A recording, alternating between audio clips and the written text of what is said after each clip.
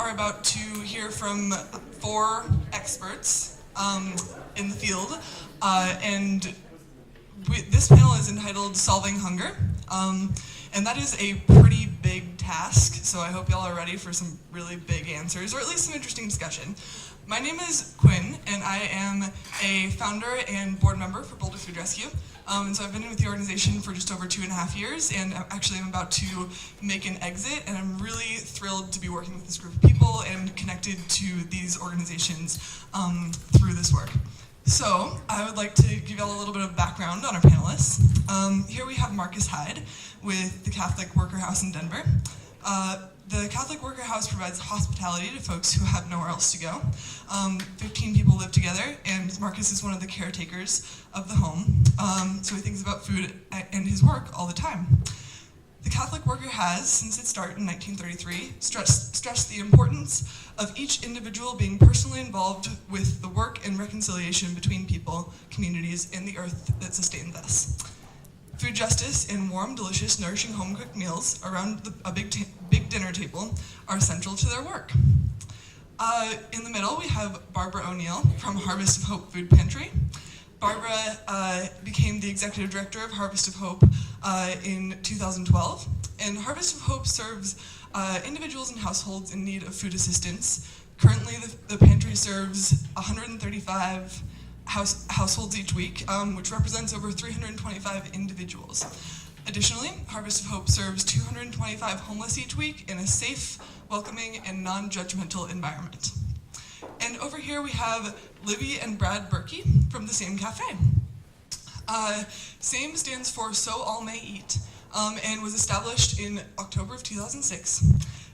This sustainable organic lunch spot offers local grown food to all who walk through the door, regardless of their ability to pay. So this is a pay-what-you-can restaurant, which is a totally innovative idea that has actually sprung up in 30 other cities around the country. Let's see. The mission of the Same Cafe is good food for the greater good. Since opening Same in October of 2006, over 100,000 meals have been served to those in Denver who need help or who want to help. So would you please give a round of applause to our wonderful panelists and welcome them here.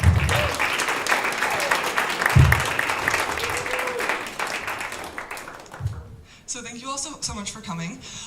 We're gonna start this off with some more in-depth intros. I would love for all of you to take about 5 minutes to talk about your work a little bit more in depth, and also maybe answer a question, and this is a huge question, but just give us like a couple sentences on why hunger exists, the big ideological thing. Like, tell us where you're coming from on this, if you would, please.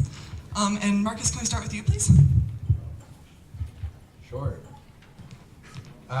So I don't think I'm an expert on hunger. I get hungry quite a bit. So if that makes me an expert, great.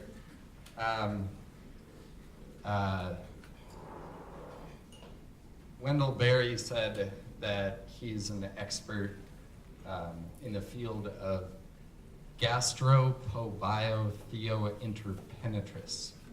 I wish I was as cool as Wendell Berry and could claim that, but I think about that. That means like the relationship between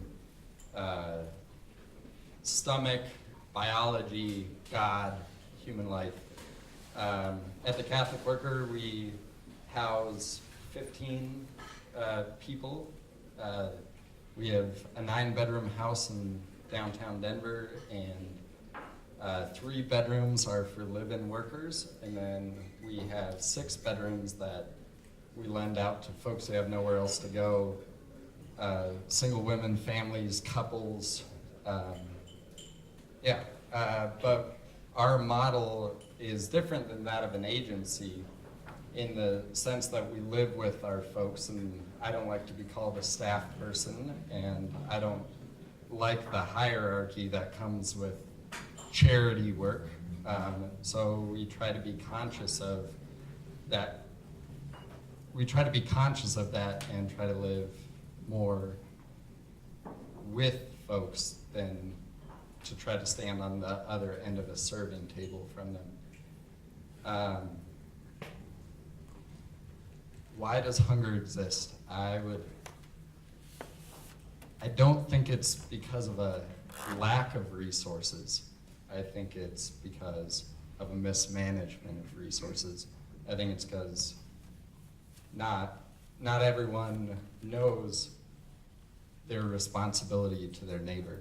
And if they do know their responsibility to their neighbor, then I don't think people always know how to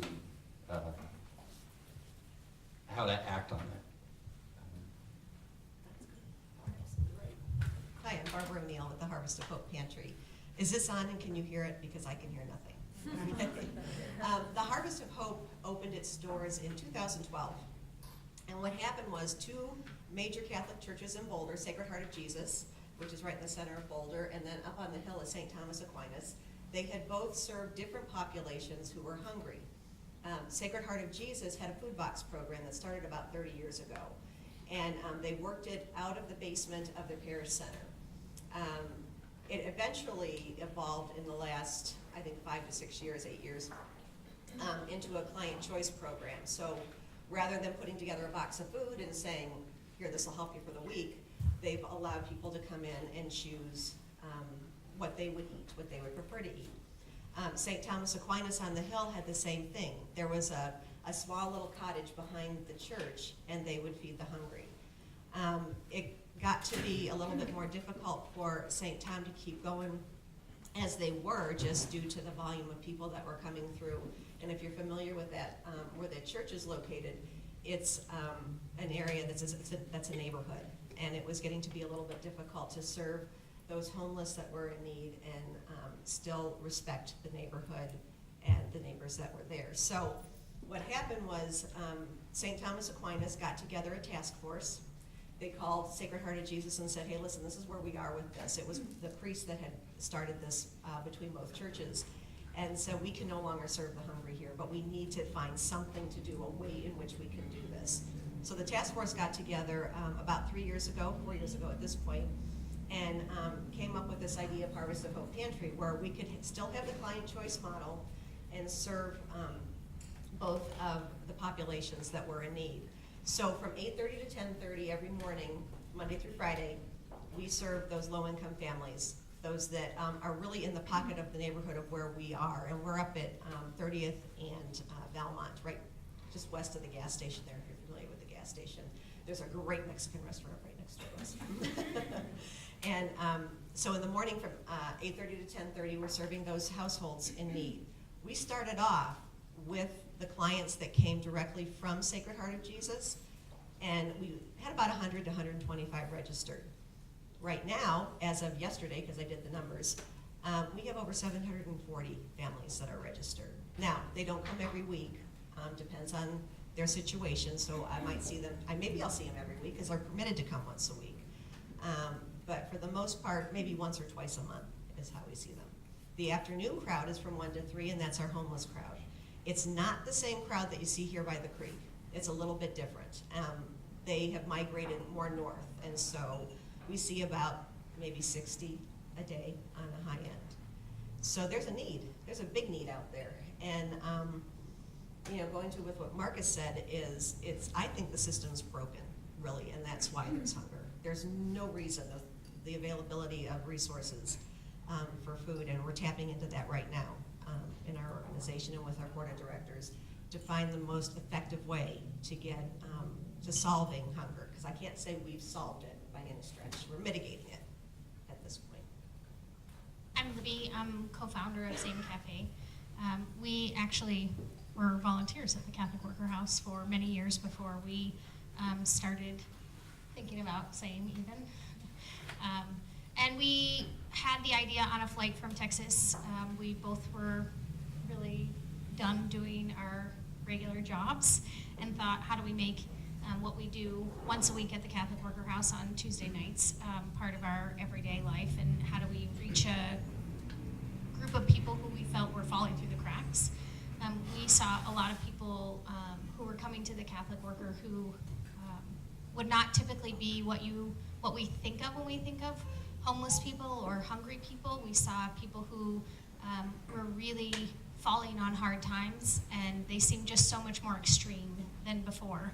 So a family who had an illness and didn't have health insurance were now in a situation where they were homeless, whereas if we had some systems in place to help those folks, they wouldn't be in the extreme situations that we were seeing them. And we just felt like there was very little access to really good, healthy food.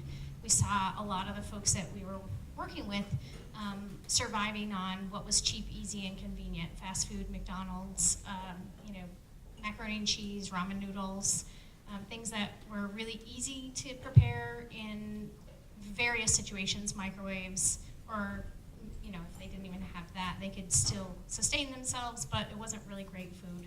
And we saw this disparity between people who had access to really good, healthy food and the people who were sustaining themselves on what was cheap, easy, and convenient. And so we just decided that we were going to do something about it. We opened SAME with $30,000 of our own money, and were able to pay that loan back in the first year. But we felt so strongly about the idea of making healthy food cheap, easy, and convenient for people, so that they would choose it over fast food, that we invested our own money. So we felt like there was something so powerful in healthy food being affordable and accessible to people that we just couldn't not do it.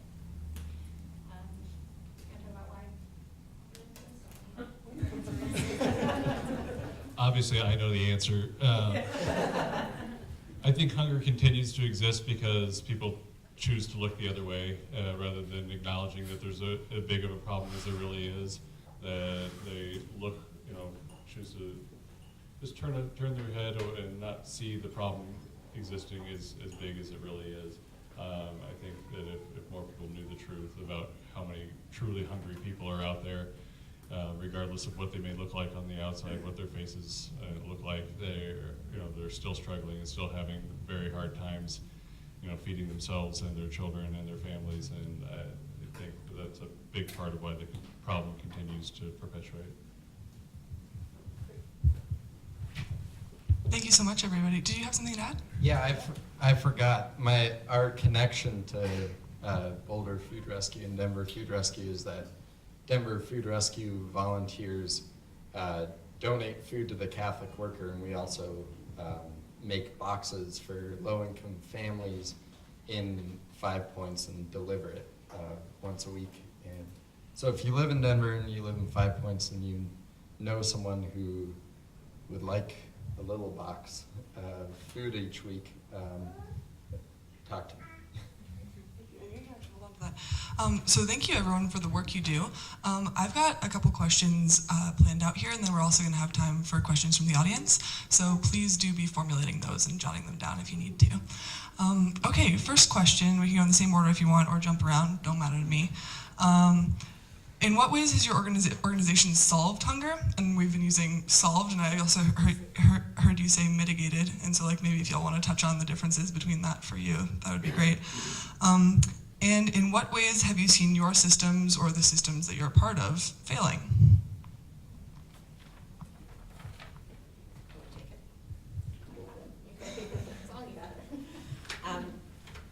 I think the way in which we're trying to mitigate hunger is by opening our doors to those that are in need without having them to qualify for it. So the only qualification that our clients have is that they're hungry.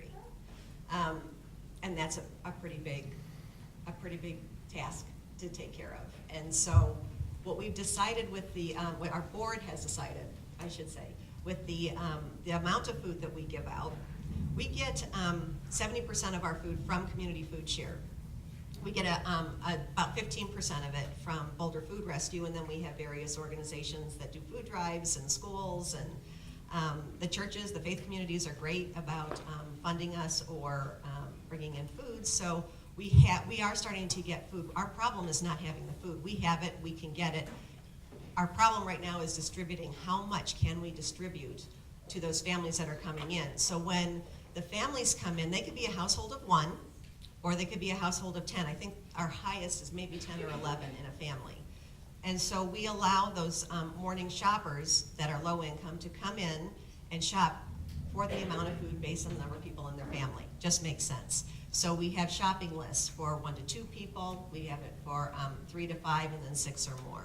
So as an example, somebody that's a single person or has 2 in their household will get 1 gallon of milk versus somebody with 6 in their household, they'll get 2 gallons of milk, just as an example. And then for the homeless, in the afternoon, we give them an amount, a set amount, so they can take 2 toiletry products, because we do offer that. We do have soap and shampoo and razors and chapstick and all kinds of things like that. They can take a couple of snacks, a few non-perishable items, and then we always seem to have sandwiches available, or yogurt, something to drink, and we always have snacks out in the reception area as well. So that will get them definitely through a day. They probably take between, I would say, 4 and 5 pounds of food, really is what, but you have to remember they're cans of food too, so they're kind of heavy. So what we do is we try and distribute the food that we have to those that come in a reasonable amount without going overboard. The fresh produce is the toughest thing right now, because getting it in fresh and turning it around in the appropriate amount of time before it goes bad is probably our toughest area. So I don't want to say we're failing at it, because we've gotten better at it with food rescue, a lot better at it, but it's definitely an area in which we can improve in getting fresh produce. And you know, I will say that whether it's just being in Boulder or it's just the consciousness of people now, clients really want to eat well. They want to eat healthy. They want organic food. And we have a lot of vegetarians, vegans that come through a lot with gluten-free allergies, nut allergies. So we're trying to accommodate that as well. And like I said, the sources are out there. It's just tapping into them on a regular basis. I don't take too much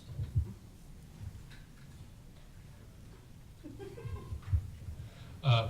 So what Same Cafe has been able to do is serve 1 meal a day, 6 days a week since we opened. And we're open from 11 to 2 p.m. So it's just a lunchtime, 3-hour period, and we'll serve anywhere from 75 to 100 meals in that time frame. We work with local farms to buy the ingredients fresh, bring them in, make everything from scratch, because we want it to be a healthy meal, not just a meal that they can, that will sustain life, but we want it to be something that's truly good for the body and soul. So we try to make it as quality an experience as we can. There's a donation box on the counter, so folks that want to participate and have the ability to donate cash, they can do that. If they don't have that ability and they'd rather work in exchange for a meal, they certainly have that option as well. And we have probably 5 to 10 folks a day that take that option for payment. And it just helps it to be a dignified exchange of something for something. And it really rings with a lot of the folks that are coming through the cafe. They don't want handouts, they don't want freebies, they want to do something to get a meal, and like the fact that there are options. Brokenness, I'll let you talk about that. We constantly think about what we can do better for the population of people who gravitate towards us. Our idea is that we're kind of a brick and mortar station. You have to come to us. We're only open 11 to 2, Monday through Saturday. So there are lots of limitations to what we're able to do for a population of people who need help. So the idea is that how do we do that better? How do we stay open longer? How do we provide more meals? How do we get to an audience of people who can't access us? So our board of directors is constantly talking about how to be more efficient on a day-to-day basis in the cafe, so that we have more funds available to do what we do more. And then also, how do we get the idea of pay what you can system for fresh, healthy food out to a broader audience of people. So we're talking about lots of options. Food truck, we're talking about building into the program more of job training in the culinary field, so that the folks who are on, we do it on a kind of casual basis, but putting in a more formalized program so that someone could become employable through their volunteer experience at SAME, so that then that ends their cycle of need for us, because they're able to provide for themselves. But we're always constantly talking about what we can do better. I think there are a lot of the advantages to what we do is that, you know, people have choice when they come in the door, which a lot of pantries are switching to a choice program, but it puts a little bit of dignity back into the exchange for people, that when you have a choice of what to eat rather than when you're told what to eat, it really values you as an individual and as someone who has, you know, every one of us have specific things. Oh, I don't like mushrooms, I don't eat olives, I don't like cheese on my sandwiches. When you aren't given the option to fulfill that need in yourself, it's kind of degrading. And so bringing that back to the exchange is so powerful for people. Even something as simple as you get to pick off of this menu, there's power in choice. And so I think that's something that we think is important. So,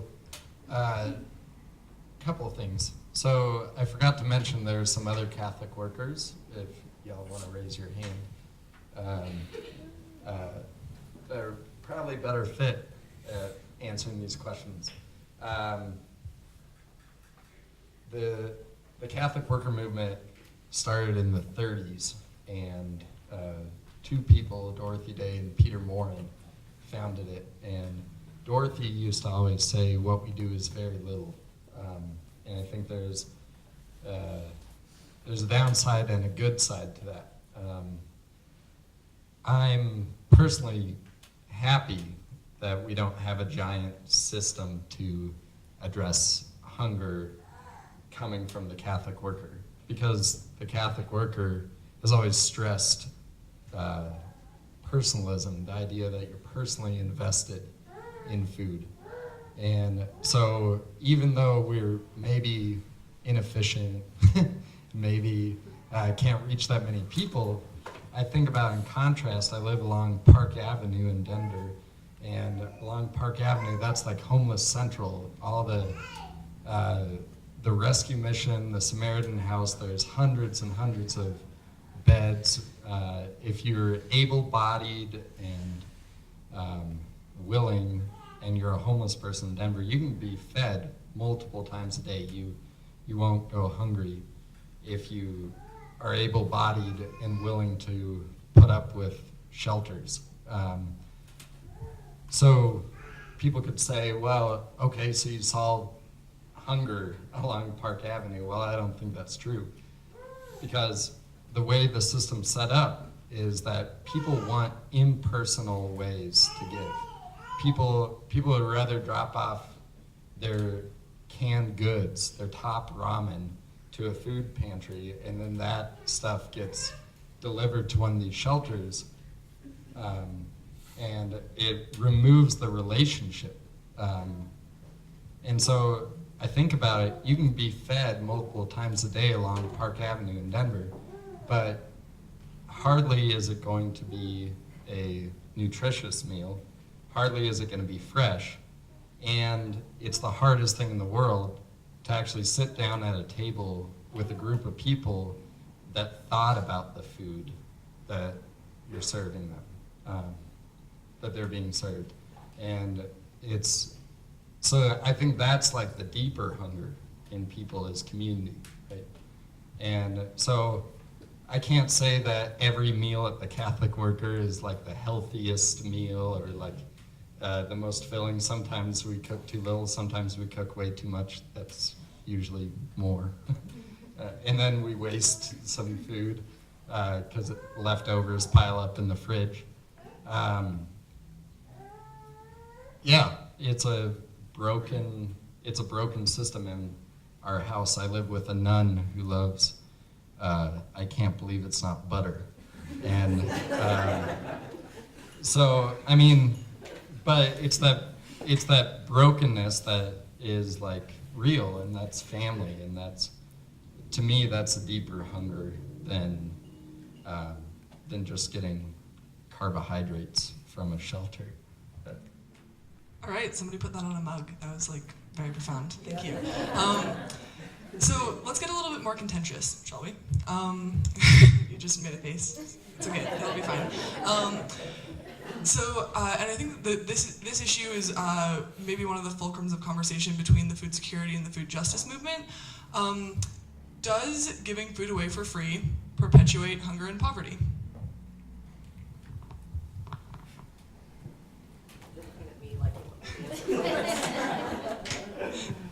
We appreciate it. Yeah. You know, actually, this goes right to what Marcus was saying about relationships. I really, truly believe that. I don't think it perpetuates hunger. I don't think it's learned helplessness.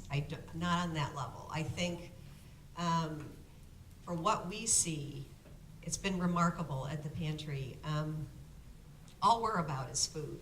So we don't have any caseworkers.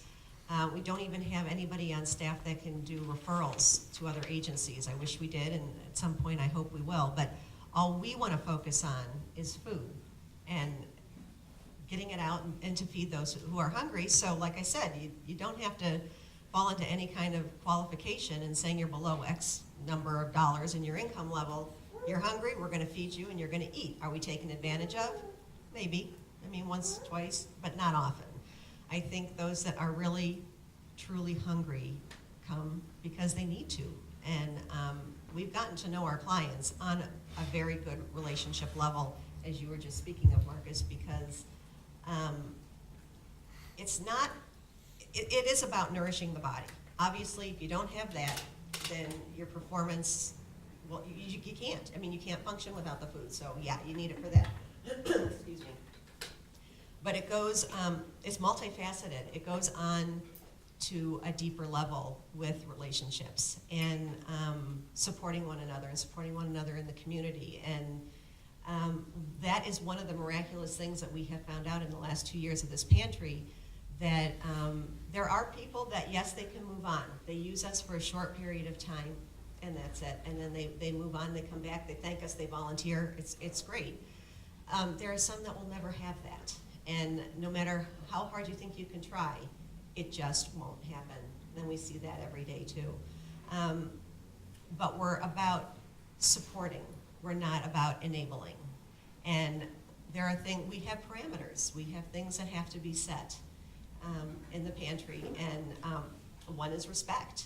And this goes deep with both kinds of clients. They need to respect the volunteers that are working with them. We'd like to think they're respecting the food that they're taking back with them and not throwing anything away. But the only way to gain that is to have solid relationships. And the volunteers that we have are absolutely incredible. They have come to know these families and these homeless on such personal levels that they've built this amazing trust.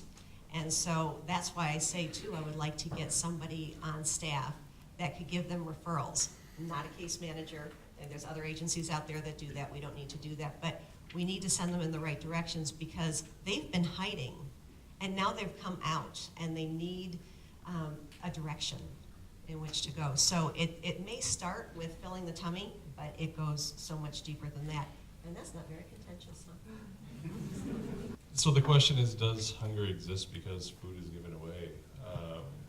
Yeah, or I think that a lot of the pushback we get doing this work is if you give food away for free, then people won't work for it, and which is something that I've heard a lot, and it really pisses me off. But I see that there we go. To hell with the neutral moderator thing. Excuse me.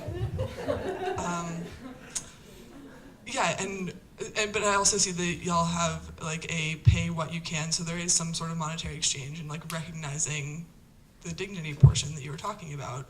I guess, yeah, what role does paying for food play? At least as far as our little place goes, we definitely have a level of accountability built in. Yeah, somebody might come in once or twice and get a meal and not give anything back and then go on their merry way. But once or twice is it, and after that we're going to start having conversations and talking to them and telling them, look, this is not what Same Cafe is about. Same Cafe is about community. It's about all of us sharing a meal and being part of something together. And there's an expectation that when someone comes in and gets something that they're going to give in return. Whatever that gift may be is up to the individual, but there will be something.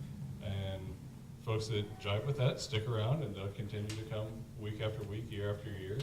The folks that don't quickly move on and find somewhere where there's no strings attached. We choose not to be that type of organization because we really think that there's something more more powerful about the community aspect that is built when people are all chipping in together. The the notion that hunger and poverty exists because there are things that are given away just it irks me, to put it lightly. Obviously hunger existed long before food was given away and before there was anybody to help. There will always be hunger, there will always be poverty. Organizations that are doing what, all of us up here and the millions of others around the globe are trying to do are only able to stave off just a tiny bit of the huge problem that's there. Before I get angry, I'll stop. I mean, you can get mad. I did.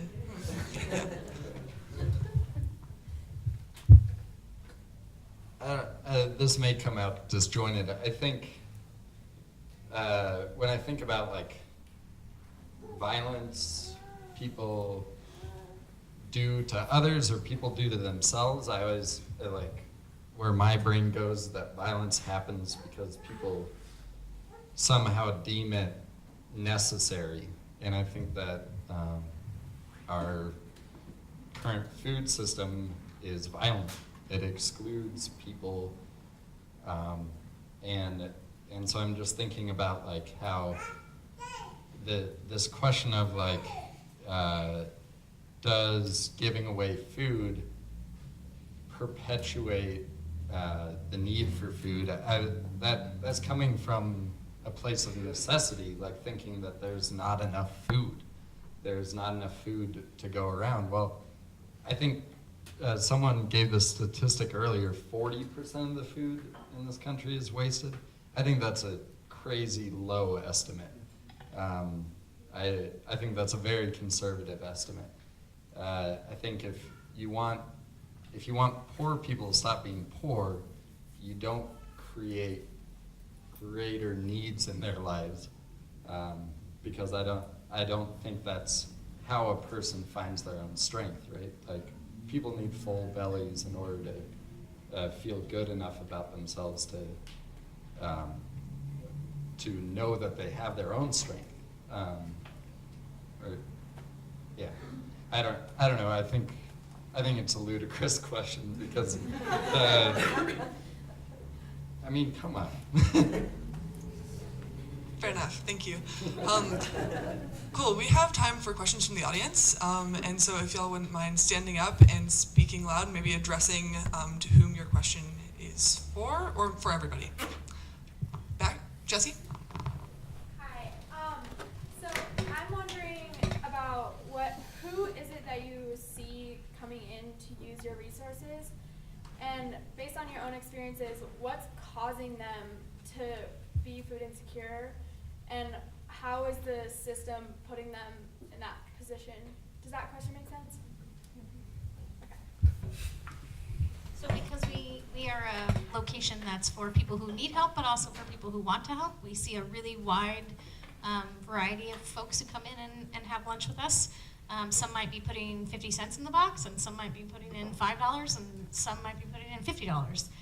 So we have people from all walks of life dining together. For the folks who gravitate towards us because they need us, it is really expensive to live in the city. And it costs, there are lots of different statistics out there, but the latest one that I read was it costs the person, they should be making $15 an hour to live in the city of Denver in order to live just above the poverty line, $15 an hour.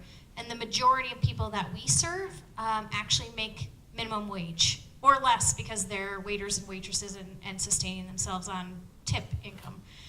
So we have a disparity between what people are getting paid and what it costs to live in our really expensive city. And so that issue is huge until we can pay people what they need to live, then there's going to be a disparity there somewhere. So we find that people are, the people who are really grateful for the services we provide and really use them to their advantage are folks who have jobs. Most of the people who come to us have full-time jobs. They have jobs that pay minimum wage or just a little bit above and would really love to go to Whole Foods and get a salad off the salad bar but can't afford to pay $15 for lunch. Do they want the access to really good healthy food? Yes. Can they afford it? No. So they're making choices between, putting gas in their car and eating well, or, paying the electricity bill and buying groceries. And so that's the clientele that really gravitate towards same.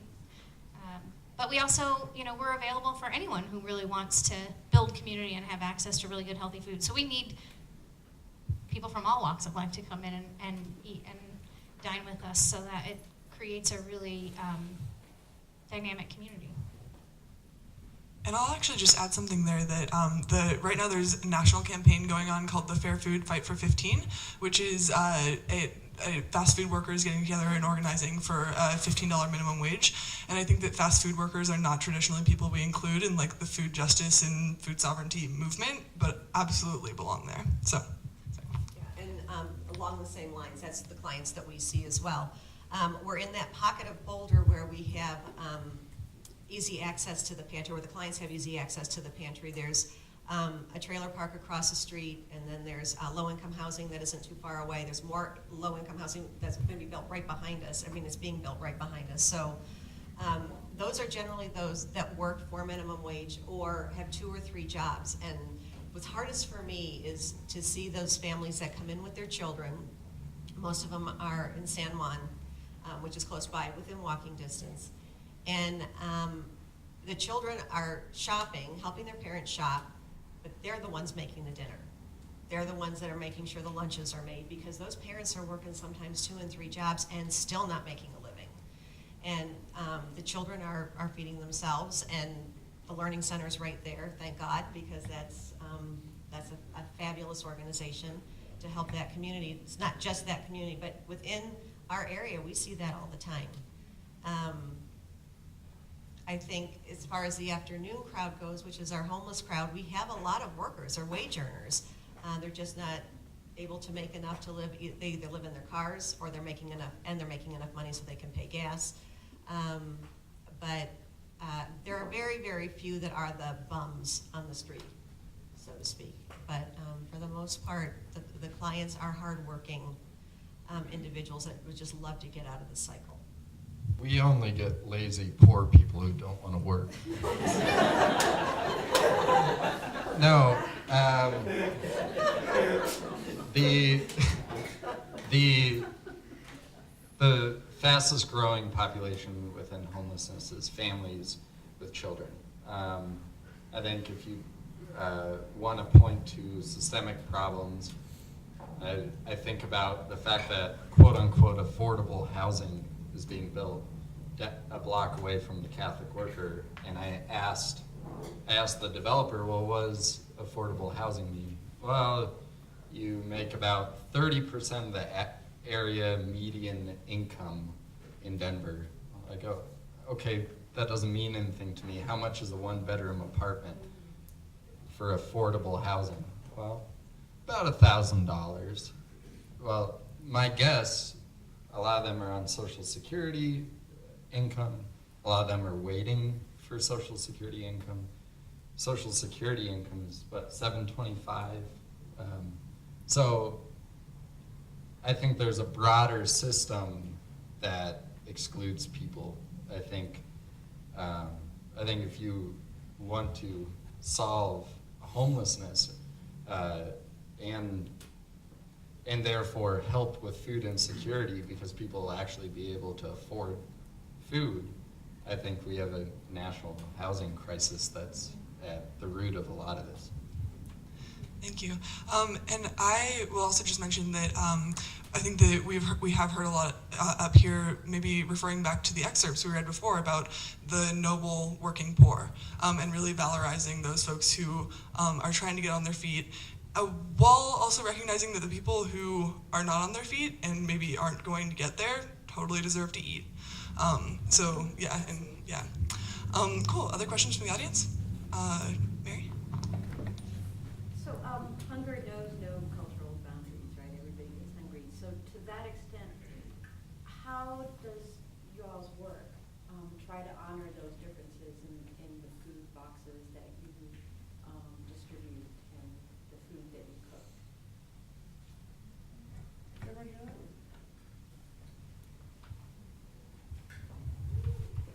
ours is just client choice.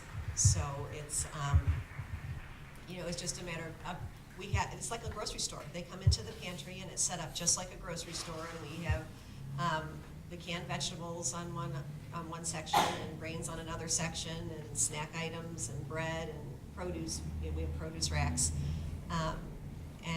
So we allow them to choose. We also try and bring in a variety of items that we're able to order through Community Food Share Services with. We have, somebody asked me earlier today how many Hispanic families that we serve, and I really can't answer that, except that my guess is around 30 to 40%. This is kind of an interesting story, and I did share it with somebody earlier today, but when we had the floods, we had a lot of help, thank God, for being able to serve people in need. A lot of the farms and the gardens had a lot of waste that they had to get rid of, and so they had called us and asked if we could use what they had, and of course we took whatever we could, as long as it didn't touch the ground and it was only damaged by rainwater and it wasn't standing water. But one of the local farms brought butternut squash, more butternut squash than you could ever imagine. And a lot of our families had never cooked squash before. And one of our volunteers was so bright, she quickly was at the computer, put together a recipe for how to make butternut squash, and she gathered everything in a box. So she took the squash, and she took the spices and the onions and the oil that we happened to have, and the recipe. And she said, this is how you make it. And we were surprised how many people came back that never tried squash before and did it and loved it and tried it again. So it took us a long time to get rid of the butternut squash, but at the same time, we're just, you just have to be open to and feel what the need is and what they're requesting. Yeah, I think that the other group just wrapped up, and so we can definitely finish this question, and then would you like to add something? Please. Yes, maybe. I don't know. Everything for us is just in the immediate. Someone comes to you and asks for food. What do you say? Go down to this office and go get food, or go be thou filled? Or do you work with what you have at hand? And I'm not a great cook, and so it's broken people helping in the immediate, and I think that's all we can do. People who come to our door. Well, thank you to the panelists so much, and thank you to people who asked questions. If y'all had some questions that didn't get answered, maybe you can come and find them if they're going to stick around for a minute. But let's get a big round of applause, please, for our panelists.